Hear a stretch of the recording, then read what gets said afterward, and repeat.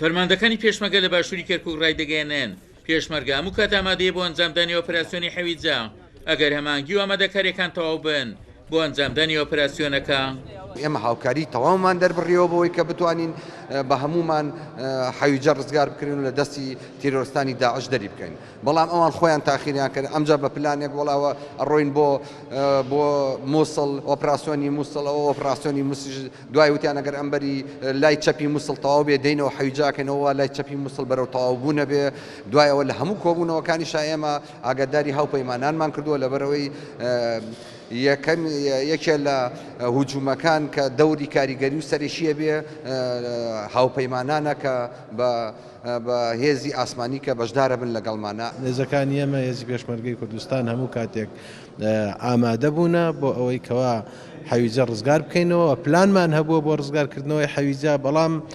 زروفەکەوا پێویستی کردووە کەوا ڕزگارکردنەوەی حەویجە بە هەماهەنگی بێت لەگەڵ سوپای عێراقا و هەموو تاخیربوونەکەی تاکو ئەم لە حەزەیە ژەکەوێتە ئەستۆی هێزەکانی عێراق و بە تایبەت بەڕێز جەنابی عەبادی کە خۆی فەرماندەی گشتی هێزە چەکدارەکانی عێراق. فەرماندەی هێزەکانی هەفتەش لایەنی عێراقی بەوە کار دەزانێت لە دواکەوتنی ئۆپراسیۆنی حەویجە و دەشت لە ئۆپراسیۆنە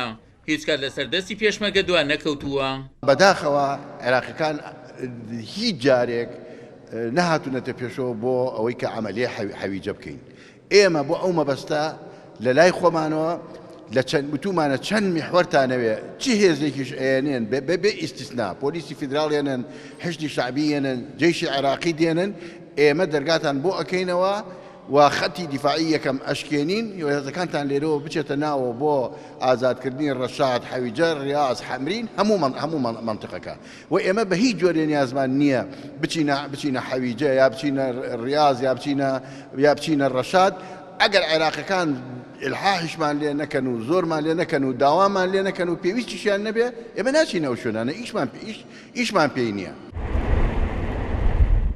بە پێی زانێریەکانی کورسات نیوزیش سەرباری بوونی گفتوگۆ هەماهەنگی لە نێوان هێزەکان بۆ ئەنجامدانی ئۆپراسیۆنە ڕزگارکردنەوەی حەویجە هێشتا ئامانگیەکان نەگەیشتۆتە دوا قۆناغ کە سەعاتی 0 بۆ پرۆسەکە دیاری بکرێت. عومەر غەریب، کورسات نیوز، باشووری کەرکووک.